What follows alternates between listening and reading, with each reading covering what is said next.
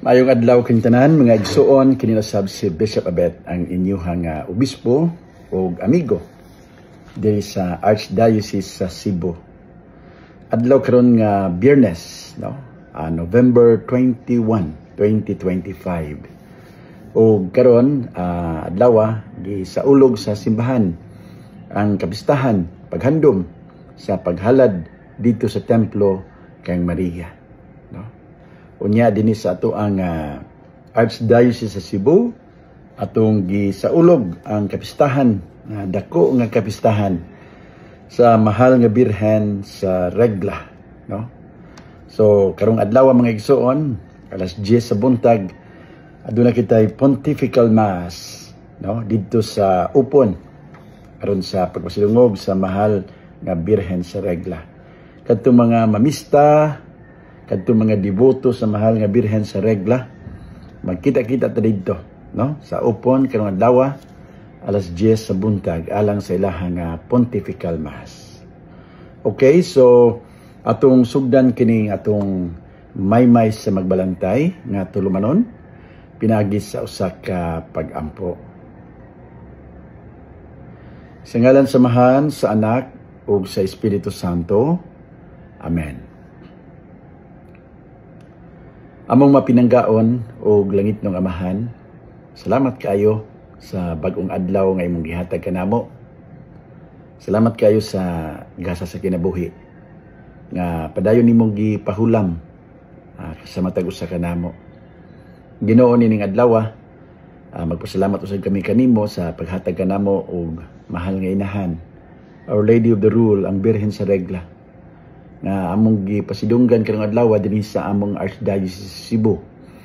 Ug salamat kayo sa iyahang makanunayon nga paggiya kanamo sa among kinabuhi nga Kristohanon. Salamat sa usa ka inahan nga mapinanggaon nga kanunay namo kauban sa paglawig dinhi sa kalibutan isip usa ka Synodal Church.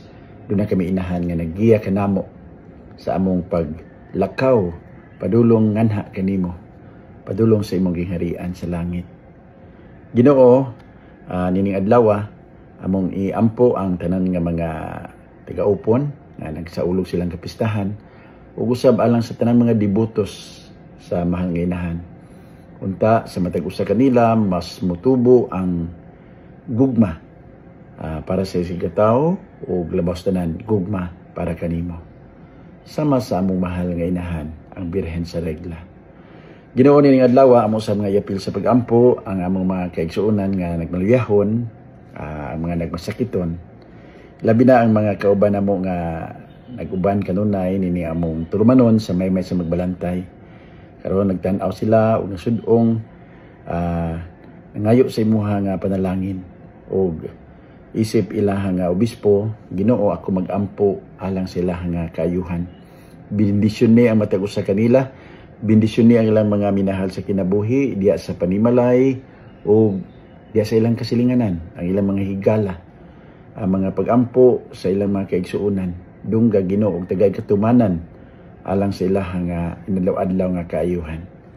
Ginoo, padayon namo iampo ang among nasod sa Pilipinas unta imong ubanan og hatagan sa tinuod nga kalinaw ug hustisya ug kaangayan, labi na para sa mga kabus namong mga kaigsuonan.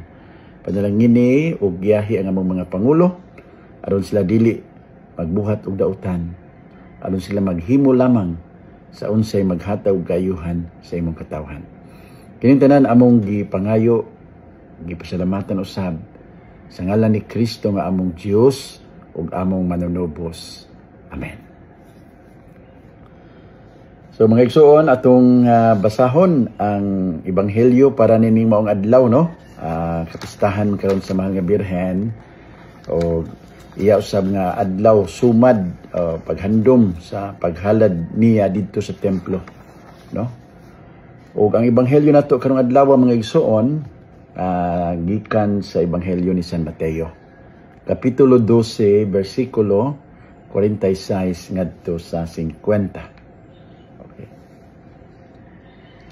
Samtang nakigsulti pa si Jesus sa mga tao, niabot ang iyang inahan o mga igsuong lalaki nagtindog sila dito sa gawas ug buot makigsulti kaniya.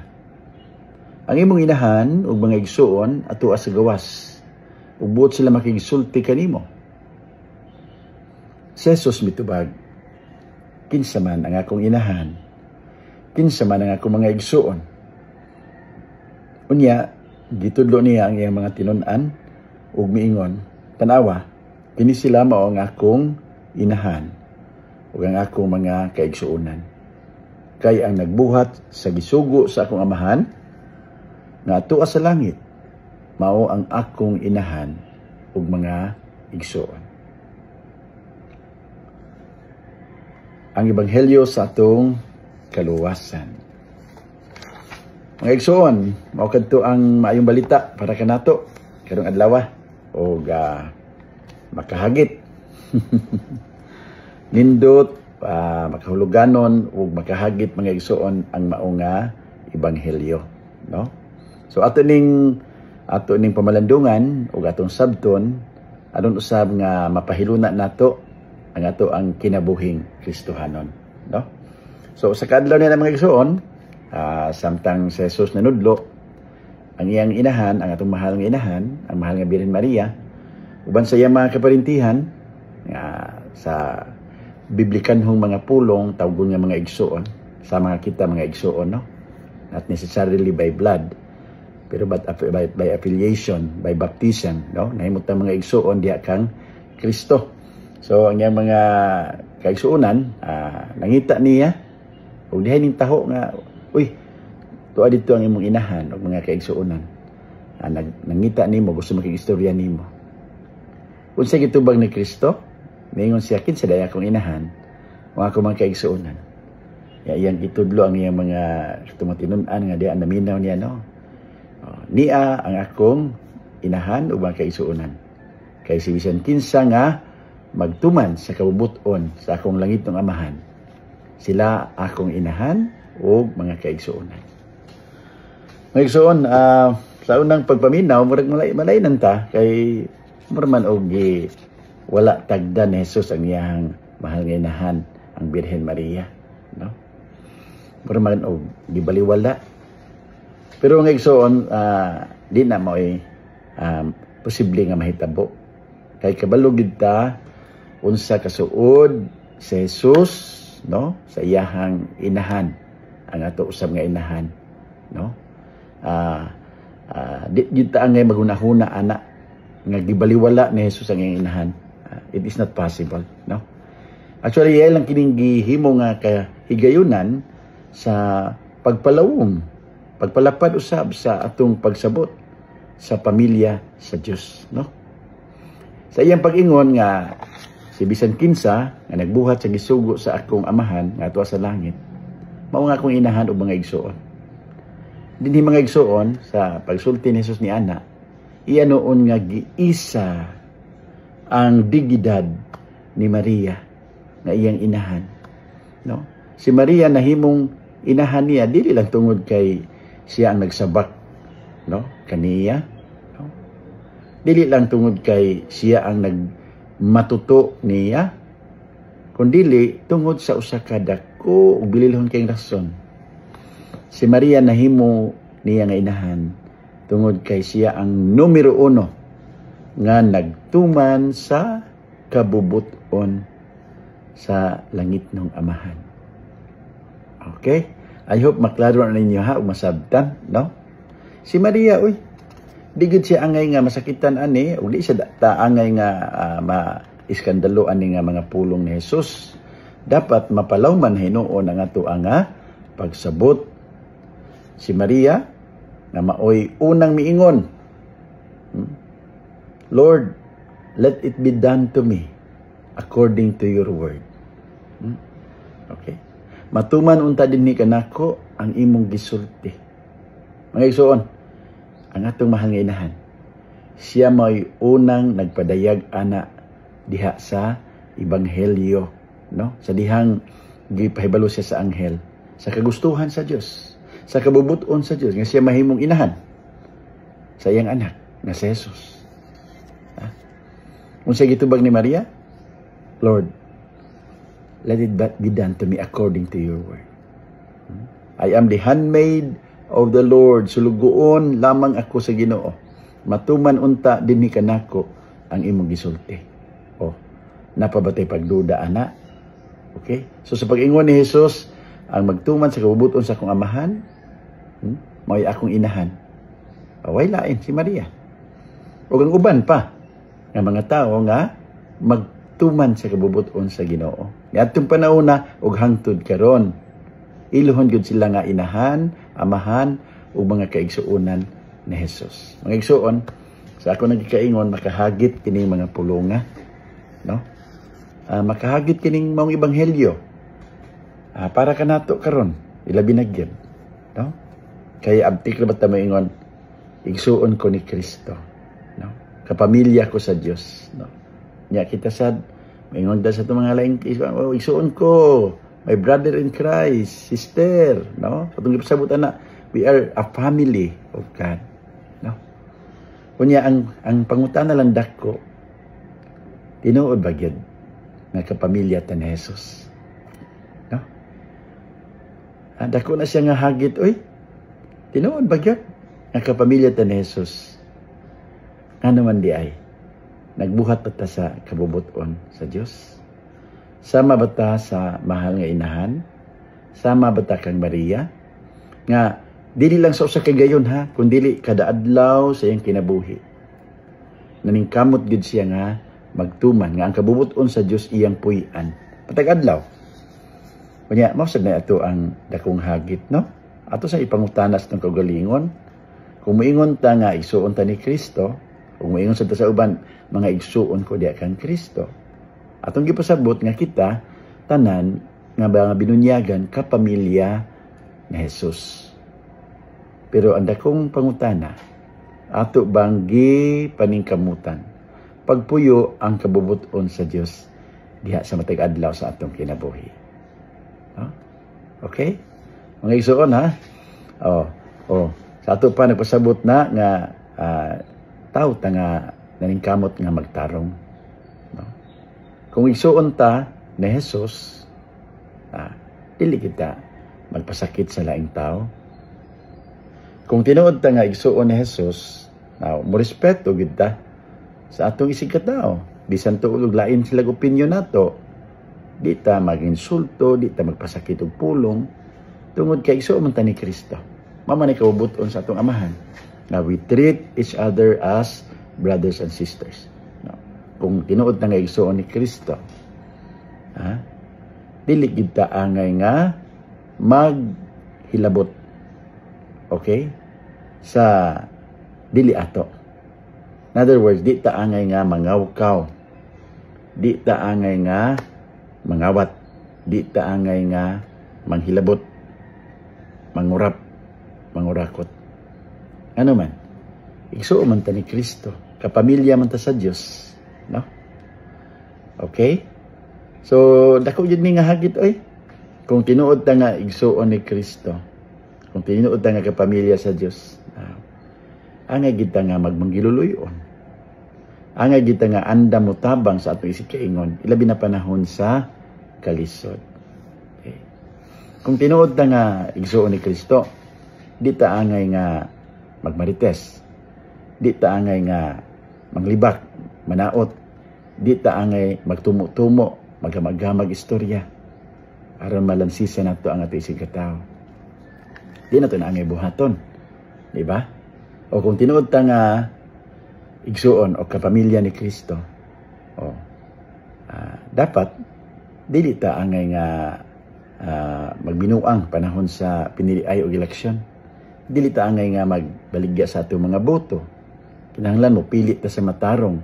Kinahanglan nga mo sunod ta sa ato nga konsyensya para sa kayuhan sa tanan. O di ba? Mao man ni dako kay nga hagit tungod kay itarabang atong nasod sa Pilipinas, mapasigarbuhon ra ba gid ta nga usa ka Kristiyanong nasod. Gani sa Asia, we are the only, no? We are recognized as the only Christian country in Asia. The majority of our people are Christians. Dako kini nga hagit tungod kay ang problema sa graft and corruption.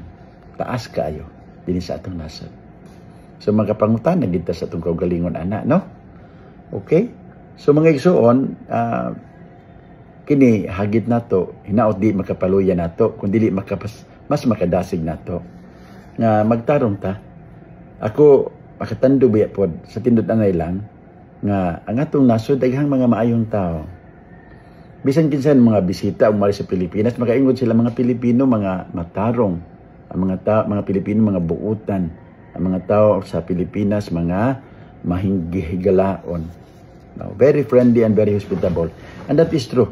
Nya ako nagtuo nga it's because of our Christian faith. Tungod na sa ato ang Kristohanong pagtuo. Okay? O tungod kay miilaman ta Ginoo, tungod kay miilaman ta nga ang isig ka tawo at igsuon ni Kristo, mo nang inanita nga matang sa tao. And that is really true. Ha? Ang problema lang kay dili tanan. Daghan nga mga Pilipino, Kristiyanos lang sa ngalan. Okay? O, mo ni problema, mo ni hagit na to.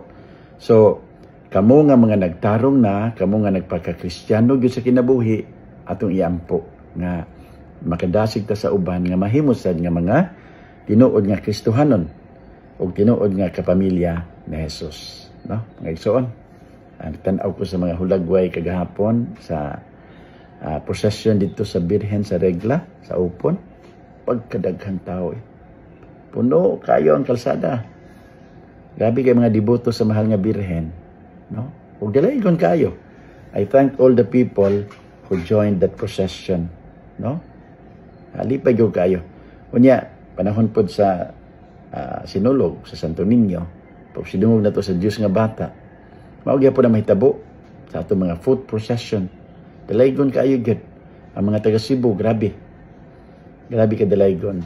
Kay ngano, Diyos nun gud. Naagit akong pagtuo sa Diyos nga bata. No? O, nindot kayo. So, ang ato lang ani nga, kanang kining maong pagtuo, ato gini siyang i-translate into life. Ato gini ipakita sa kinabuhi. Sa ato ginadaon lang nga kinabuhi. O na dakong hagit, ang atong pagtuo sa Diyos, ang atong pagtuong Kristohanon, okay? Inubanan sa atong pagtuo sa mahal nga Birhen Maria nga number 1 nga sumusunod ni Kristo. Inahan nga labing una nga nagsunod sa iyang anak. Hinaot kining maong pagtuo, ma-translate na to into life, na mapuy-an na to sa atong kinabuhi. So, ang gadaghanon sa mga debutos, atong asahan nga, mausab ang gidaghanon sa mga tao nga magtinguha sa pagpuyo o matarong ang kinabuhi. Especially din sa Cebu o din sa atong nasod sa Pilipinas. No? O, diba? Can you imagine kung kining mga tao nga nanguban sa prosesyon? Kining gidaghanon sa mga devotos, can you imagine kung manguna ni sila sa pagtarong, pagpuyo o kinabuhi nga walay graft and corruption? Ha? Can you imagine?